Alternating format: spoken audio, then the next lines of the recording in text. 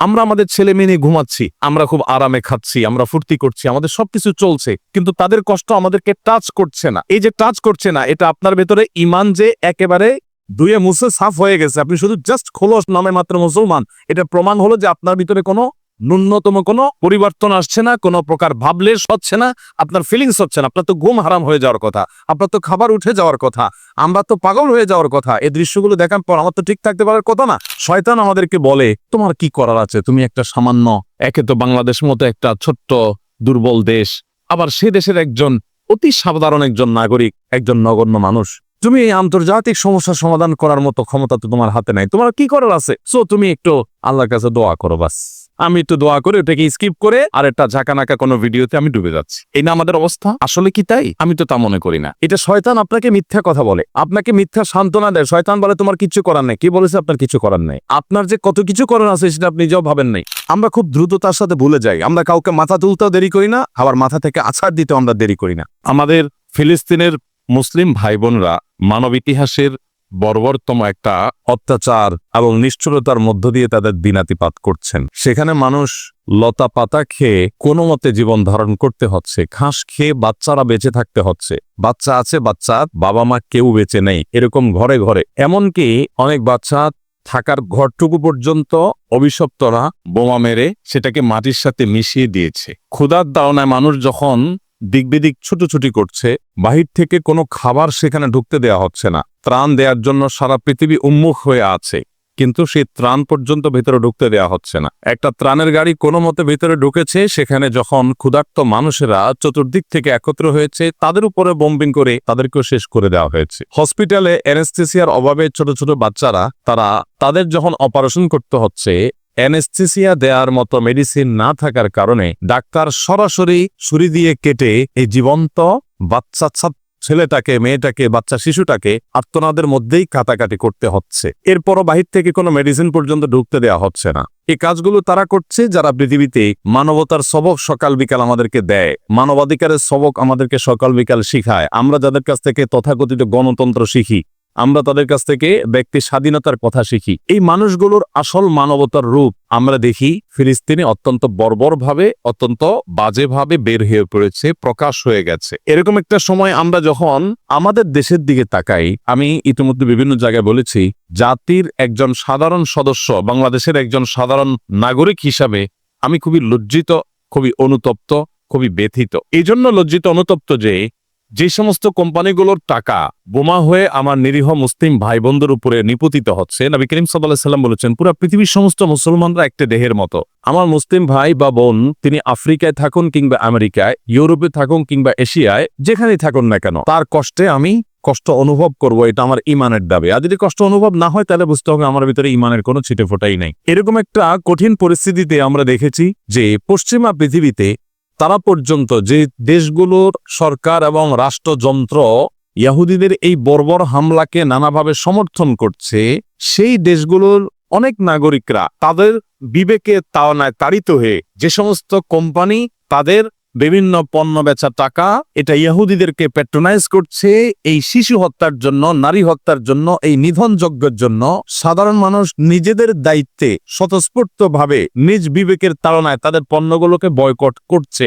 আমি মালয়েশিয়াতে দেখেছি, থাইল্যান্ডে দেখেছি, জাপানে দেখেছি যে এই বর্বরোচিত হামলার পর রিসেন্ট আমার এই দেশগুলোতে যাওয়ার সুযোগ হয়েছে। আমি দেখেছি যে তাদের রেস্টুরেন্টগুলোতে, ইহুদি কোম্পানিগুলোতে রীতিমতো মাছি মারছে। টার্কির এক ভাই কদিন আগে আমার অফিসে আসছেন, তিনি বললেন, ভাই, ম্যাকডোনাল্ডস এর মতো এরকম রেস্টুরেন্টে যেখানে আমাদের ইস্তাম্বুলে সিরিয়াল পড়ে থাকতো সারাদিন, একটা বার্গারের জন্য দাঁড়িয়ে থাকতে হতো অনেক সময় ধরে, সেই রেস্টুরেন্টে এখন আপনি যদি যান, আপনি অবাক হবেন, রীতিমতো মাছি মারছে তারা, মানুষ ঢুকছে না। আপনি যদি মিডিল ইস্টে চলে যান, দেখবেন তাদের র্যাকগুলোতে একটার সাথে দুইটা ফ্রি অফার দিয়েও কোনো গ্রাহক তারা টানতে পারছে না। এটা যে কত বড় একটা ইফেক্টিভ কাজ ছিল, সেটা আমরা দেখেছি। এই কোম্পানিগুলো যখন একের পর এক তাদের অবস্থান ক্লিয়ার করা শুরু করার জন্য ইনিয়ে বিনিয়ে তারা নিজেদের অবস্থানকে পরিবর্তন করার চেষ্টা করছে, যে না, আমরা এটার সাথে নাই, আমরা সমর্থন করি ফিলিস্তিনকে। অন্তত তাদের মুখ দিয়ে এই যে কথাটা বলানো গেছে, এটা একটা বড় সাফল্য।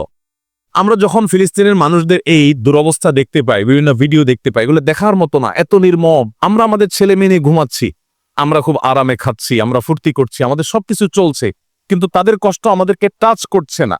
এই যে টাচ করছে না, এটা আপনার ভেতরে ইমান যে একেবারে ধুয়ে মুছে সাফ হয়ে গেছে, আপনি শুধু জাস্ট খোলস নামে মাত্র মুসলমান, এটা প্রমাণ হলো যে আপনার ভিতরে কোনো ন্যূনতম কোনো পরিবর্তন আসছে না, কোনো প্রকার ভাবলেশ হচ্ছে না, আপনার ফিলিংস হচ্ছে না। আপনার তো ঘুম হারাম হয়ে যাওয়ার কথা, আপনার তো খাবার উঠে যাওয়ার কথা, আমরা তো পাগল হয়ে যাওয়ার কথা। এই দৃশ্যগুলো দেখার পর আমার তো ঠিক থাকতে পারার কথা না। ইমানের দাবির কারণে তো আপনার ভিতরে একটা অস্থিরতা কাজ করার কথা, ব্যাকুলতা সৃষ্টি হওয়ার কথা, কিন্তু সেটা হচ্ছে না। ভাইরা আমার, আমাদেরকে শয়তান একটা প্রবোধ দেয়। এই ভিডিওগুলো আমরা দেখি ফেসবুক, ইউটিউব, আর স্কিপ করে চলে যাই, উপরের দিকে টেনে আমরা স্ক্রল করে চলে যাই। শয়তান আমাদেরকে বলে, তোমার কি করার আছে, তুমি একটা সামান্য, একে তো বাংলাদেশ মতো একটা ছোট্ট দুর্বল দেশ, আবার সে দেশের একজন অতি সাধারণ একজন নাগরিক, একজন নগণ্য মানুষ। তুমি এই আন্তর্জাতিক সমস্যার সমাধান করার মতো ক্ষমতা তো তোমার হাতে নাই, তোমার কি করার আছে? সো তুমি একটু আল্লাহর কাছে দোয়া করো, বাস। আমি একটু দোয়া করে ওটাকে স্কিপ করে আর একটা ঝাঁকানাকা কোনো ভিডিওতে আমি ডুবে যাচ্ছি।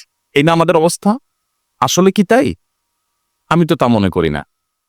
এটা শয়তান আপনাকে মিথ্যা কথা বলে, আপনাকে মিথ্যা সান্ত্বনা দেয়। শয়তান বলে তোমার কিচ্ছু করার নেই। কি বলেছে? আপনার কিছু করার নেই। আপনার যে কত কিছু করার আছে সেটা আপনি নিজেও ভাবেন নাই।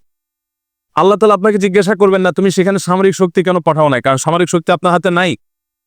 আল্লাহ আপনাকে এটা জিজ্ঞেস করবেন না। আল্লাহ আপনাকে বলবেন না তুমি মানবিক সহায়তা নিয়ে শত শত হাজার হাজার টন কেন খাবার পাঠাও নাই সেখানে, কারণ এই ক্ষমতা আপনার হাতে নাই। আল্লাহ এটা জিজ্ঞেস করবেন না।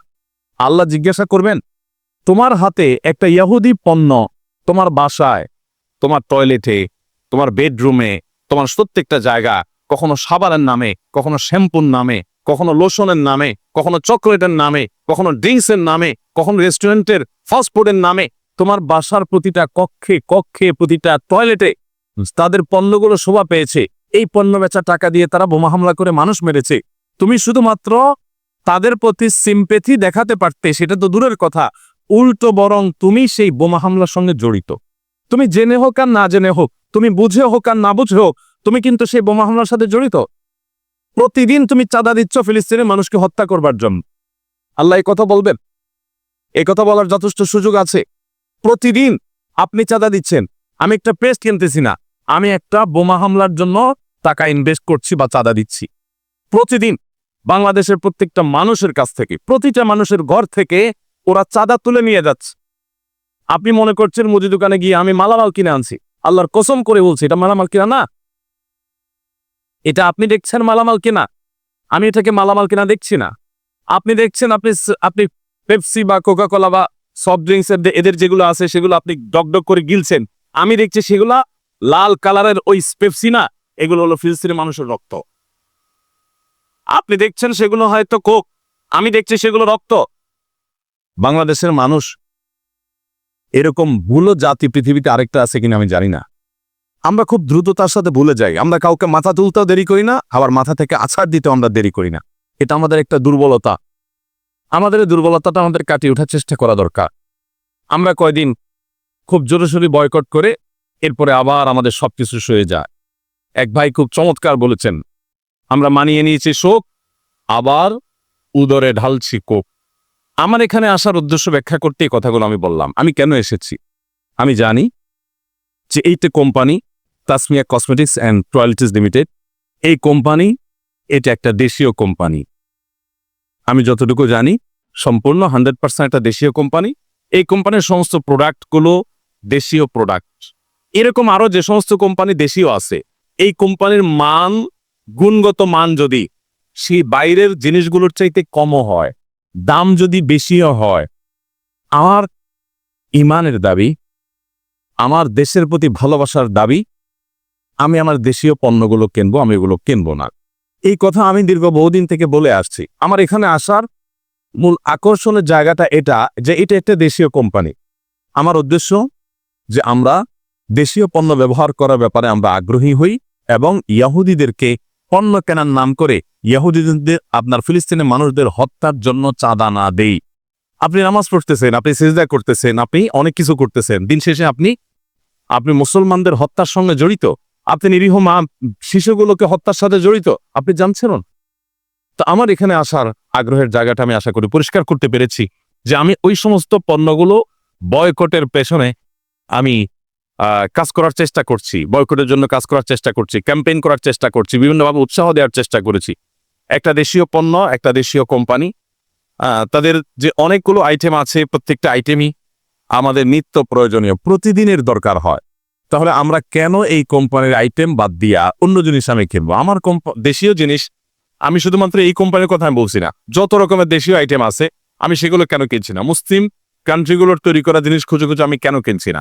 আমরা মুসলমানরা যদি শুধুমাত্র তাদের পণ্যগুলো বয়কটটা যদি যথাযথভাবে করতে পারি, তাহলে তারা অন্তত 50% এমনিতেই সাইজ হয়ে যাবে, এমনি সোজা হয়ে যাবে, যদি আপনি তাদের পণ্যগুলো বয়কটটা যথাযথভাবে করতে পারেন। আমি যে বলেছিলাম একটা কথা, বাংলাদেশি হিসেবে আমি লজ্জিত, অনুতপ্ত, সেটা এই জন্য বলেছি যে গোটা পৃথিবীতে যেখানে বয়কট করে তাদের ব্যবসা লাঠে উঠাই দিয়েছে, আমার এই স্বদেশ, এটা নাকি দ্বিতীয় বা তৃতীয় বৃহত্তর মুসলিম দেশ, সবচেয়ে বেশি পৃথিবীতে যে দেশগুলোতে মুসলমানের সংখ্যা বেশি তার ভিতরে দ্বিতীয় বা তৃতীয় আমার দেশ, অথচ আমার দেশে এদের পণ্যগুলো বয়কটের তেমন কোনো হিড়িক পড়ে নাই। এটা একজন আলেম হিসেবে আমার ব্যর্থতা, যা আমি আমার জাতিকে বোঝাতে পারিনি।